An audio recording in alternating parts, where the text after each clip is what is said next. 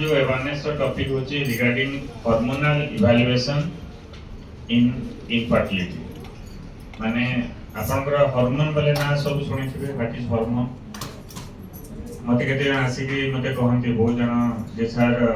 मोर hormone imbalance हो जाइछि किंती कोन करबी कोन चिकित्सा करबी तार चिकित्सा अछि कि नहीं बोली मते आसी पचारंती तो हार्मोन इम्बैलेंस बोले कोन आपरे बहुत जन देखिबे पीसीओडी पेशेंट माने पॉलिसिस्टिक ओवारी अछि जो माने ओजन अधिक अछि तो से माने भी केते बेले मो पाको आसी कहंती सर हम देखंतु पीसीओडी ही जाइछि आ हार्मोन इम्बैलेंस हो जाइछि किंती करबी कोन तार चिकित्सा तो हम देखिली ए जो हार्मोन पाई बहुत जन को मन भितरे बहुत डाउट रहउछि सेति पे हम जस्ट 5 मिनिट कथा हबा तो what is hormone hormone imbalance कोन और सेति आपण किंती असुविधा रे पड़ी थाते आ किंती तार इनफर्टिलिटी करथाय और तार चिकित्सा कोन तो सेति पे हम ता ऊपर जस्ट 5 मिनिट कथा हबा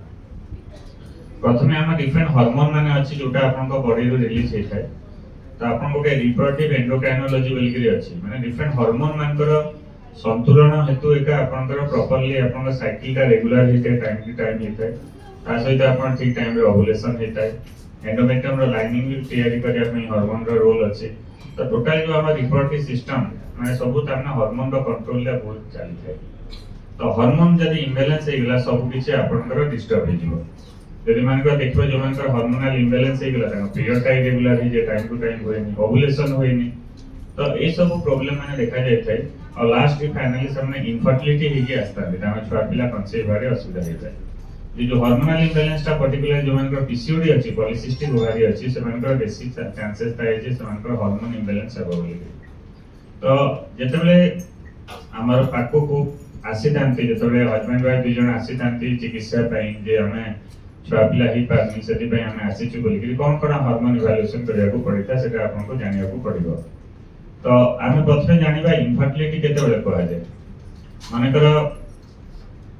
मैरिज हला परे जदि आपण गोटे वर्ष चेष्टा करी कला परे भी जदि सक्सेसफुल ही पारु नाहंती आपण फर्टिलिटी विंडो जानिथिबे को टाइम रे ओव्युलेशन होची आपण कॉन्ट्रासेप्टिव व्यवहार कर नथिबे तथापि आपनकर वर्षे चेष्टा कला परे भी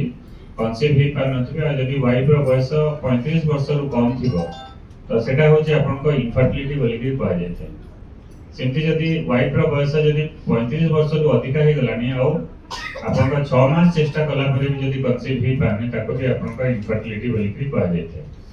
तो तेनु जमानकर इनफर्टिलिटी रो असुविधा अछि आउ सेमानकर हमें केतेरा हमें हार्मोन इवैल्यूएशन करि तो हार्मोन टेस्ट करि थाउ को पई आपन कन्सीव ही पारने तो कोन कोन हार्मोन टेस्ट आपन ना जानि छथि प्रथम गोटे हार्मोन कॉमनली समस्त जानि छथि थायराइड बोली कि तो समस्त देखिबे थायराइड टेस्ट करंती तो थायराइड गोटे इंपोर्टेंट हार्मोन जोथिरे आपनकर इनफर्टिलिटी हेबार चांस थाए जो मानकर मेंस रे भी प्रॉब्लम हेताय मेनोरेजिया हेताय साइकिल इरेगुलर हेताय से सब ताने आपनकर असुविधा में हेताय जो मानकर थायराइड प्रॉब्लम थाए बोली यदि हाइपोथायराइड थिले भी असुविधा हाइपरथायराइड थिले भी असुविधा तीतरे आपनकर असुविधा हेबार चांसेस थाए सेंती आपके हार्मोन अछि प्रोलैक्टिन बोली गरे प्रोलैक्टिन हार्मोन हेले भी तांकर भोजन का इनफर्टिलिटी इश्यू होता है एनोवुलेशन होय पीरियड इरेगुलरिटी होय से सब कोन प्रोलैक्टिन हार्मोन बोली गरे सेंती आपके इंपोर्टेंट होची आपनकर एएमएच बोली गरे एंटी मुलेरियन हार्मोन एएमएच ता कोन एएमएच से हमें जानि पाथो कि आपनकर एग रो क्वालिटी केमती अछि भोजन को हम देखिए मो पाथो आसले समतो के एएमएच टेस्ट करिया आपनी कहे एएमएच टेस्ट माने कोन सेत्रे आपन ब्लड टेस्ट हम जदि जानि पारिबा कि आपनकर एग क्वालिटी केमती जदि 2 रु 4 भितरे जदि एएमएच अछि दैट इज नॉर्मल भलोता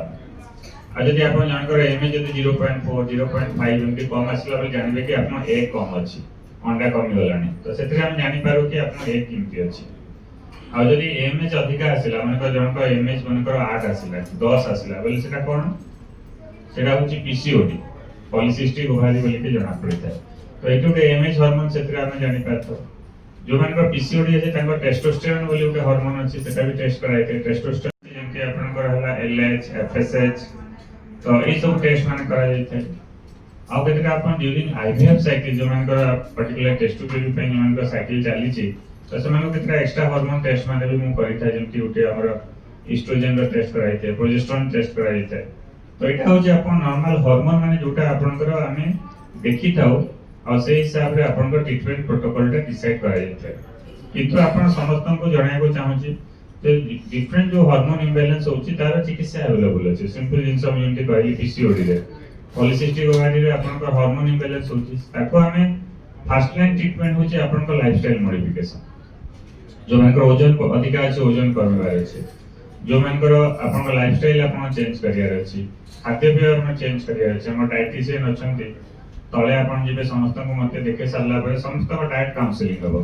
तो समस्त तळ को जिबे तळे गले हम डायटिशियन मैडम अछंती आपन डिटेल बुझेबे आपन का खाद्य कोन हबो जो मानकर पीसीओडी डाइट कोन हबो जो मानकर यदि प्लान करूछंती जे आपन कर जो फर्टिलिटी डाइट कोन जानिया को चाहन जति आपन फर्टिलिटी फूड जानि पारिबे को खाद्य खाइले एक क्वालिटी बढ़िबो जानि पारिबे को खाद्य खाइले आपन का स्पर्म क्वालिटी बढ़िबो जानि पारिबे तो से सब हम डाइट काउंसलिंग कराबो समस्त मते देखे सारला परे आपन जानि कि डायटिशियन रे डाइट काउंसलिंग समस्त करिया अछि तो सेति पे आपन समस्त को आदि अवेयरनेस तो जो बुझिया को चाहूतिली जे जते भी आपन हार्मोन अछि आपन कर बॉडी रे फर्टिलिटी पय बहुत आवश्यक आ ताहा को हमें देखि करी तार चिकित्सा कले जति किछि कार हार्मोन रे असुविधा अछि ताको देखि करी हमें तार चिकित्सा कले समस्तंकर माने रोगटा भलो होइतै आ मैक्सिमम लोकंकर नेचुरली कन्सीव हो जेतै कारण हम सबरे चाहे मैक्सिमम लोकंकर नेचुरली कन्सीव हो आ जे हार्मोन इम्बैलेंस जो पीसीओडी इटा माने ठीक कले 90% मो देखि छी नेचुरली कन्सीव होइतै तो सेति पई आपण समस्त चिंता करबेन किंतु जदि आपण किछि असुविधा होछि आपण आसी के देखियार अछि हमें प्रॉपर्ली एठी इवैल्यूएशन करू इवैल्यूएशन करी के हमें जानि परिबा कि कोथि पई को हार्मोन रा आपण असुविधा अछि अकॉर्डिंगली आपण ट्रीटमेंट कले आपनकर सक्सेस ही परिबो धन्यवाद सो आगोटे जिंस हम आपन समस्त बुझिया को चाहू छी हमरो बहुत जन पेशेंट हमर आसुचन कि पीसीओडी रे पॉलिसिस्टिक ओवारी बोलबे पीसीओडी रे मु देखु छी आखापाखि जो मानकर बेसी ओजन अछि आउ एमती न कि मैरिज हला पर मैरिज पूर्व मध्य बहु माने झियो माने पर्टिकुलर जो माने कॉलेज जाउछन से माने मैक्सिमम जो हमर प्यूबर्टी एज ग्रुप रे भी बहु जनकर मु देखु छी तांकर पीसीओडी प्रॉब्लम रहउछि पॉलिसिस्टिक ओवारी यदि पॉलिसिस्टिक ओवारी हेले भविष्य में तांकर असुविधा होबार चांसेस थाय हार्मोन इम्बैलेंस हला ता सेटा आपनकर परे माने मैरिज कला परे छुआ पिला होबार असुविधा होछि तो सेति में आगरो एका तांको हमें चिकित्सा करियाटा तांको बुझेवाटा तांको बहुत इंपोर्टेंट तो सेति पे हमें गोटे पीसीओडी रिवर्सल कैंप हमें प्रति मास लास्ट 5 दिन हमें करिया पे प्लान करछु माने सेति आपन जो मन पीसीओडी अछि ताको केति रिवर्स करि पारिबे माने आगो भलिया केति माने हमें समझते चाहू कि समस्तंकर नॉर्मल हो सब नॉर्मल हार्मोन हो तापे नॉर्मल तांको पैरामीटर्स हो नॉर्मल सब किछि आपनकर साइकिल भी रेगुलर हो जाव तो जदि आपण पीसीओडी को रिवर्स कर देले देन सेतिरे आपनकर कोन अब सब किछि ठीक हे जिवो साइकिल रेगुलर हे जिवो नेचुरली कन्सीव हो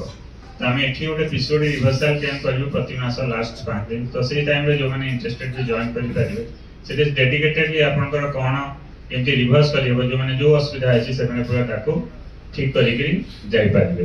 तो this is awareness for everyone जो माने आज आसीथिले जॉइन करले ठीक अछि धन्यवाद।